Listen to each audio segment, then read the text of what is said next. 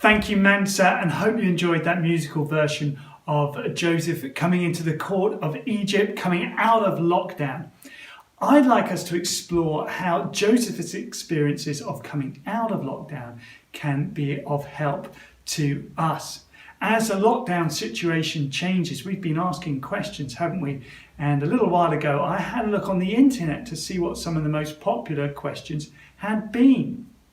And these are them. When will the lockdown end in the UK? When did the lockdown in the UK start? Is Italy still in lockdown? Is B&Q open during lockdown? Is Argos open during lockdown? Well, so we're asking those questions, and we're also asking questions now about who can we see? How far are we allowed to travel to see them? How long can we see them for? But then amongst all those questions, we're asking some more fundamental questions, aren't we?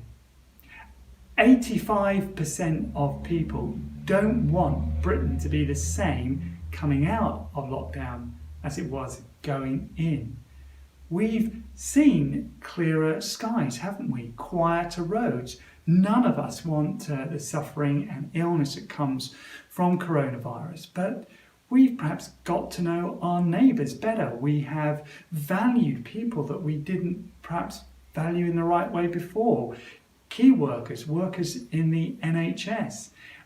My total admiration for parents who are trying to help children learn at home and work, or just help children learn at home. But that has also helped us appreciate the skill that teachers have. We had a VE Day street party last weekend on our neighbourhood, and I was talking to one of our neighbours who is a hairdresser, socially distanced of course, and she was saying how she has enjoyed people appreciating her skills. I'm now on my second lockdown haircut, hope you like it, and people are now appreciating just how skillful hairdressing is, and she was enjoying that. I found it interesting that Boris Johnson, at the end of his speech telling us how things might change this past week, concluded by saying that he hoped more than anything that Britain would be a more generous and sharing nation. And I do feel that there is a sense within us that we want to be different, that we want to have greater meaning and purpose and a greater set of values. Joseph is coming into a troubled nation of Egypt, just like we're troubled at the moment, where Pharaoh is asking big questions. He's had these dreams and he's troubled, and no one can answer the questions he's asking. His magicians, not the sort of conjuring sort that you might have at a children's party, but very well educated people who are interpreting the signs of the times, and his wise men, they would be very wise because Egypt was one of the most sophisticated nations in the world at that time. They can't help. But God wants to help, and God can act directly in a nation's affairs, but more often than not, he chooses to partner with you and me, and in this case with Joseph, to help the nation of Egypt, and he wants to partner with you and me to help our nation. Joseph has been nurtured by God, grown by God in the lockdown time, so that now as he comes out of lockdown, he can be of great help to Egypt, and he can fulfill God's purposes for Egypt and for his family. So as we think about this passage, this episode in the life of Joseph, I'd like you to consider, how can you grow? God grew Joseph in his relationship with himself. How can you grow in your relationship with God? How can you respond? How can you respond to what God is doing in your life, in this nation at this time? And then how can you share? Jamie Dodger, anyone? How can you share the good news that God wants to help, that he has a rescue plan, just as Joseph shared the rescue plan that he had for the nation of Egypt in this troubled time? So how can you grow? How can you respond? How can you share? So how are you growing? How is God growing you at this time? If we want to see how Joseph grew, we can play a spot the difference game. I don't know if you enjoyed doing those when you were younger. 2 pictures and you're trying to see the differences between the 2 pictures. I'm just going to put this branch down. The picture we have of Joseph at the start of his life is that he's very much Joseph-centered. His dreams are all about his brothers bowing down, his mum and dad bowing down as the sun and the moon in his dream. He doesn't even mention God. Now, move forward into his life as he comes out of lockdown, and we see quite a few differences. Joseph's moved from being Joseph-centered to Jesus-centered. He says to Pharaoh, only God can interpret dreams. He moves from being self-centered to servant-centered. He realizes the dream of Pharaoh is for benefiting others, the whole nation of Egypt. And he says, Pharaoh, store up corn so that the country may not be ruined by the famine. He moves from being haughty to being humble.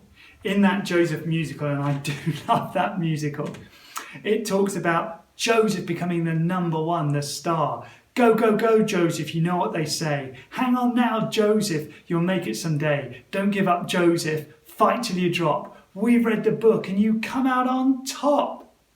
But actually, that's totally the other way around to how it really happens in Joseph's life. At the start, it's all about him being on top. But by the time you see him here with the Pharaoh, he's become very humble. He realized his life is about fulfilling God's purposes, serving others. I think that when he suggests to Pharaoh that he should employ a wise man to store up grain in the good years for the bad years, he has no idea that Pharaoh is going to call upon him. He's not even thinking in that way. He's thinking about others and how can this dream from God be used to save people's lives and fulfill God's purposes. You see, I think God does things completely differently to the way you and I would do them.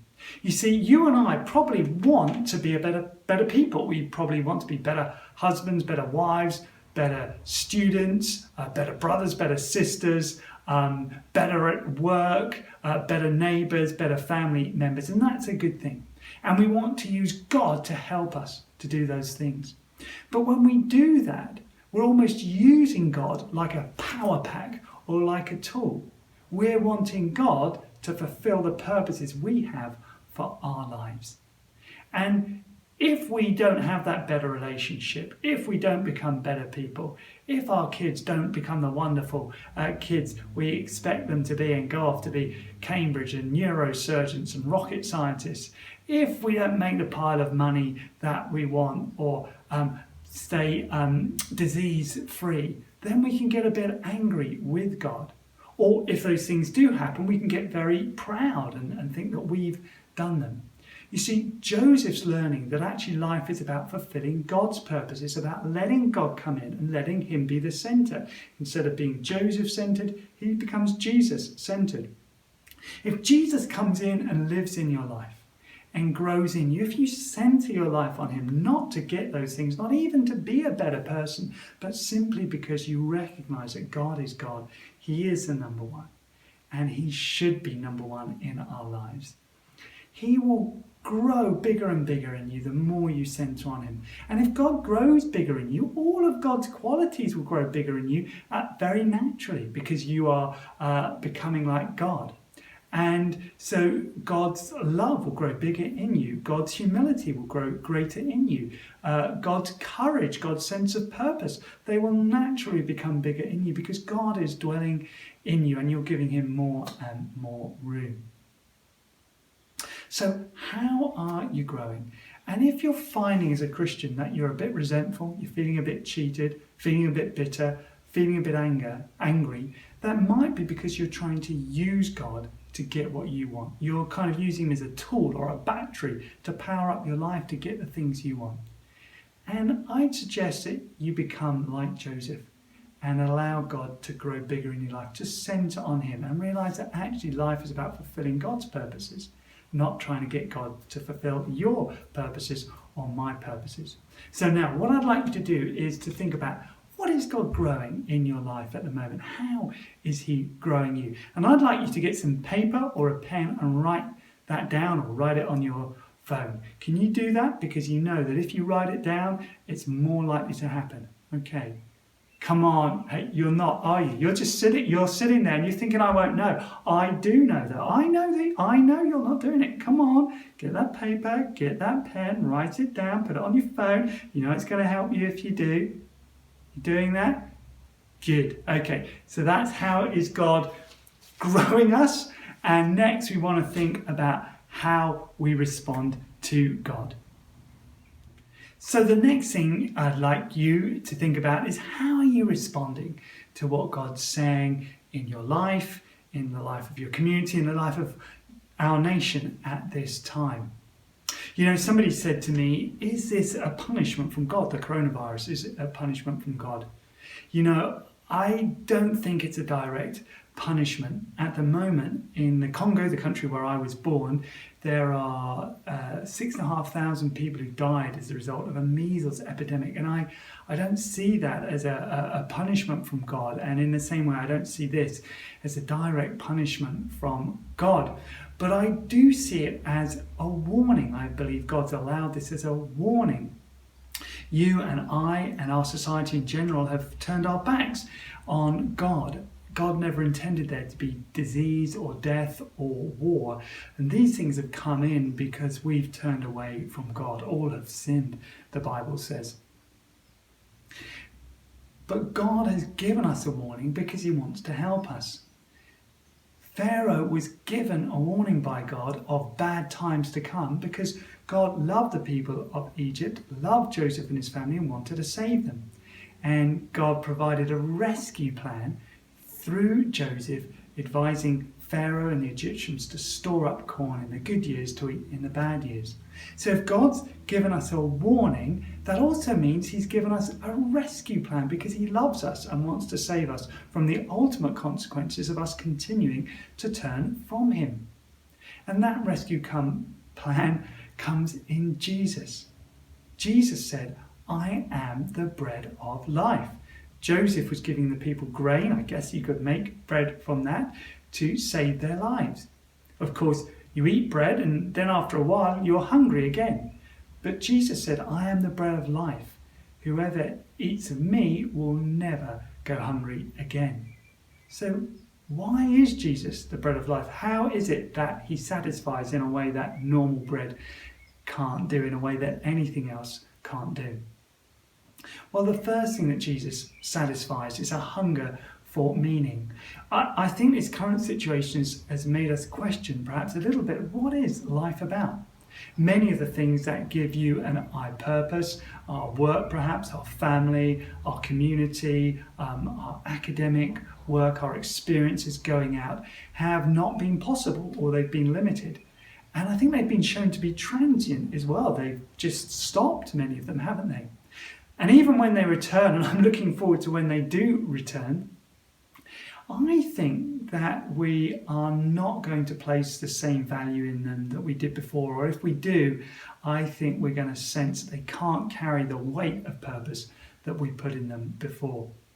Freddie Mercury, the great lead singer of Queen, who had tremendous success and so much money, towards the end of his life sang, I'm so lonely living on my own. Everything that he had didn't satisfy him. But Jesus does satisfy. Jesus says, I am the way. He gives meaning in life, because when we have that relationship with Jesus, we have that relationship with God, which is the only relationship which really satisfies and gives purpose. So Jesus satisfies our hunger for purpose and meaning. Jesus also satisfies our hunger for life after death. You know, we don't like talking about death. Even now, as I'm talking about death, I'm feeling a bit nervous, thinking, I think I'm going to upset everyone. When we're young, we think it's just never going to happen. And when we're older, we sort of plan, we resign ourselves to it. We might plan our funeral, but we don't really think about life after death. We don't plan for that. You know, we do want to make a mark in life, don't we? We want to leave a legacy or feel we've done something significant. But God has done something more for us. He's set eternity in our hearts. He's created us for life after death, which is why we have that hunger. Jesus said in the face of death, don't be afraid. I am the resurrection and the life. Whoever believes in me will live even though he dies. So Jesus satisfies our hunger for life after death. Then the third thing that Jesus satisfies is our hunger for forgiveness. You know, in the current situation, as I said earlier, we are aware, aren't we, of some of the failings in society. And it's very easy for you and for me to point others and blame them, isn't it? It's their fault. They're the ones that are wrong. They didn't value people. They're doing the wrong thing. But actually, that's an easy way out, isn't it? When we point the finger and blame others, it means we don't have to worry too much about our own sense of guilt or responsibility. But if we're honest, society is made up of you and me.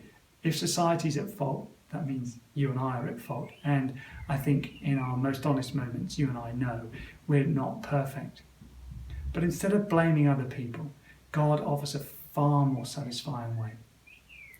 God offers to forgive your sins.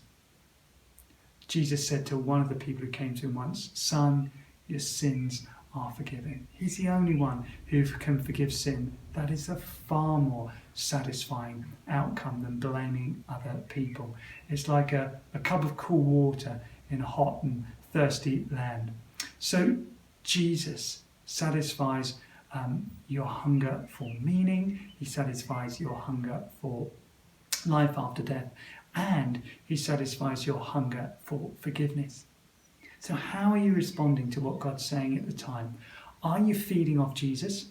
Or are you still trying to feed off the things you fed off before and really not changing? If you don't know Jesus, can I encourage you to go deeper into him? To use this time to either find out more about him if you don't know much about him. There's loads of books and videos on YouTube and things on the internet. Give me a call, email us at the church. We'd be happy to talk and chat to you more, or talk to a Christian friend. If you've never let him in, can I encourage you to let him in? If anyone, I stand at the door and knock, says Jesus, if anyone opens the door to me, I will come in and eat with him and he with me. What a satisfying outcome to this crisis that would be, to let Jesus come into our lives for the first time. It may be that we're a Christian, but we're not really feeding off Jesus. We're actually feeding off all those other things, you know, the career or the wealth or the relationship. And Jesus is just kind of there at the side. And can I encourage you to put Jesus to the centre? Because those things just are not going to hold the weight you're placing on them. And ultimately you'll be disappointed in life. So how are you responding? You got that paper, you got that pen, got your phone, write it down. Don't you go slack on me now. Come on, write it down. Doing that? That's great. That's going to help you to grow. Okay, next we thought about how to respond. We're going to think about how to share. So how are you sharing? If you're noticing that this is a little bit lighter than earlier, that's because I felt a bit hungry between takes. How are you sharing? Joseph shared God's rescue plan with Pharaoh. Pharaoh was stuck. His wise men, his magicians, couldn't help him. And I think that our society is a little bit stuck. It has big, deep questions, and yet the philosophies and lifestyles of our age can't really help people. There's many good things in them, but they don't have the strength in themselves. They're empty to help us really feel satisfied that our big questions are being answered. Joseph shared God's rescue plan with Pharaoh, and that helped him. That answered his deep need. Joseph took quite a risk in doing that. You see, when he shared the interpretation of the dreams to Pharaoh, he was safe. He was the only person who could explain to Pharaoh what the dreams meant. And at that point, he would have been rewarded by Pharaoh, released from prison, probably made one of the wise men and magicians. And he would have been happy, Pharaoh would have been happy. But Joseph took a risk. He went a step further and he shared with Pharaoh God's rescue plan. Now that was risky, because at that point Pharaoh could have said, "Hold on, who are you as a slave to be advising me?" The wise men and the magicians could have thought to themselves, "Hang on, who's this upstart challenging our position?" But Joseph took that risk because he wanted to share God's rescue plan to help the land of Egypt, to help his own family ultimately, though he didn't know it at the time, and fulfill God's purposes for Egypt and for himself. Now, you and I, for following Jesus, know God's rescue plan. We talked about that earlier, didn't we? About how Jesus satisfies our deep hunger. I am the bread of life, says Jesus. But I think sometimes you and I feel a bit inhibited about sharing that rescue plan. And I think there may be 3 reasons for that. We lack confidence, we're a bit choosy, and we feel a bit clumsy. We lack confidence, not necessarily confidence in talking to other people, but actually confidence in Jesus being the ultimate satisfaction for our deep needs. We'll lack confidence even if we follow Jesus, if in actual fact Jesus isn't really the one satisfying us. We'll lack confidence if we're actually really living for relationships or for wealth or for experiences or for good health, and that we have Jesus here almost trying to help us get those things. Jesus is a means to that end. We're not really leaning on Jesus. If that's the case, we won't really be confident in sharing him as the answer to life's big questions because he isn't for us. We'll have no passion to do that. And when we do share, perhaps out of a sense of duty, we won't be very convincing. So we lack confidence in Jesus as a real answer to life's big questions. The second reason will be because we're a bit choosy. If we find sharing difficult, we're a bit choosy.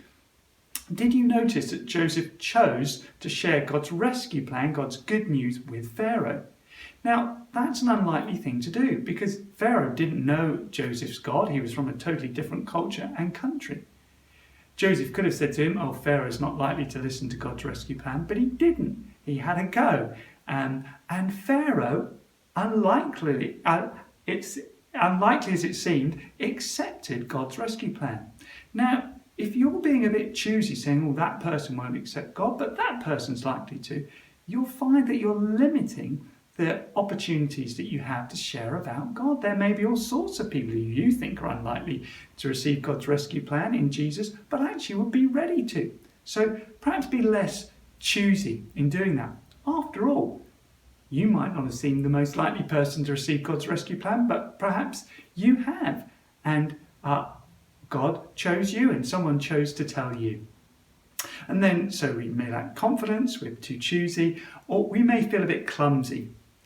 Nicky Gumbel, who was an atheist at university, very strong atheist, discovered some of his friends had started following Jesus, and he wanted to prove that this was a silly thing to do.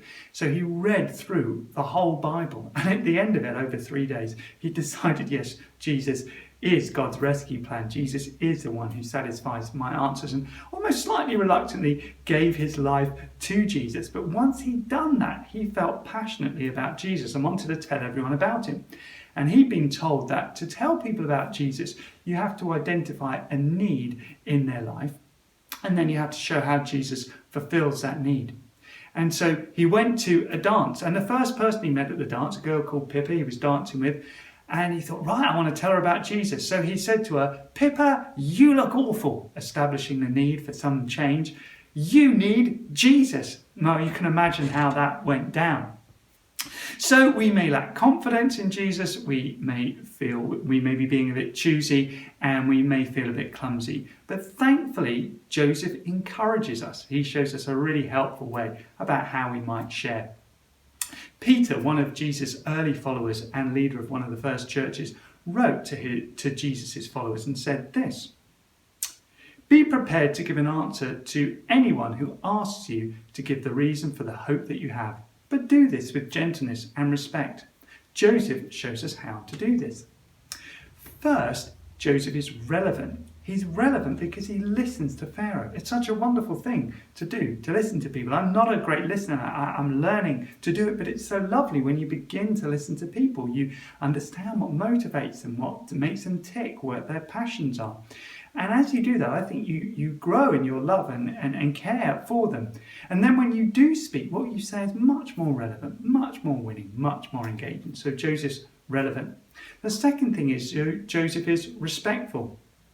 He speaks at the right time, and his concern for Egypt, for Pharaoh, comes through, I think. If you're respectful in the way you speak to people, even if you don't say quite the right thing or don't have the answers to all their questions, I think your kindness, your grace and love will shine through, and that will warm people to the message you bring. So Joseph's relevant, he's respectful, and he's ready. Do you remember Sally Ann, if you watched one of these other services, shared how Joseph had been willing to have a go in prison and interpret through God's power the dreams of his other prisoners. So he's ready to interpret Pharaoh's dreams because he's had a go earlier. You and I just need to be ready to have a go sometimes at sharing the good news about Jesus. We may not get it right. Like Nicky Gumbel, we may be a bit clumsy, but we'll learn through that. Nicky Gumbel later went on to help develop the Alpha course, which is a much more respectful and relevant way to help people find out about Jesus. If you'd like to find out more about Jesus, do have a go at the Alpha course. There's many online. Just click on the internet and find one there. And the Alpha course has helped 3 million people have an introduction to Christianity. So how are you sharing? Now, you may not help 3 million people find Jesus, but you can still share. It may just be 1 or 2 or 3 in your workplace, in your school, and in your family. How are you sharing? Some ideas might be you could share this service. And maybe you're sitting there engaging in a service because someone shared you the link, and you may want to share it with somebody else. If you're enjoying it, engaging with it, share God's good news with others. Maybe if you're in a WhatsApp group, as many of us are at this time, you can share a verse or a picture or a story or a thought. I'm in a football group. I love to play five-a-side football, and we have a WhatsApp group. And at Easter, I just thought, well, everyone else is sharing memes and pictures and all sorts of things. I'll just share about our Easter service, share a link to this service. And after I'd done that, another footballer who had come from another faith background shared the story of how he'd come from that faith background to discover Jesus and shared his testimony. It's all got a bit quiet on the football site since we've done that. I think we've stunned them to silence, but it's a wonderful way to share, and we'll probably enjoy having a bit of a chat, a bit of banter when we get back to playing. It may be that you might just want to call someone, or there's all sorts of different ways. It may be when lockdown's finished, you join a club or a society which you really enjoy, and you'll meet people, and it's a great chance to listen to them, to be relevant, to be respectful, and to be ready to share. So how are you sharing? Write it down. Don't go cheap on me. Write it down, put it in your phone. How are you going to do it? Just one thing, and you're much more likely to do it. If you're really serious about growing and let Jesus grow through you, can I encourage you to write it down? You've done that? That's really good. So we've been thinking today, haven't we, about how we're growing, how we're responding, and how we're sharing. And Jesus, if we let him in, I stand at the door and knock. If anyone opens the door, I will come in and eat with them and they with me. It's all about Jesus growing within us. And can I pray for you and for me now that God might grow us, respond to us and share with us. Jesus, thank you that you had this rescue plan for Pharaoh in Egypt. And you have a rescue plan, a much greater rescue plan. That was with grain, but you, Jesus, are the bread of life. Will you help us to let you grow in us? Will you help us to respond to you? And will you help us to share? Help us to do these in ways which are just unique to us in a way and bring out all the best qualities in us. Amen. We're going to worship now that wonderful Jesus who is the bread that satisfies, with a song called What a Beautiful Name, and to sing of God's care for us. He cared for Egypt, he cares for our country, he cares for you, your family, your workplace, your university, your school, with a song called Good, Good Father. Then we're going to pray. Prayers are written by Carol and are read by Gabby and Clara. So thank you guys for that. So growing, responding, sharing.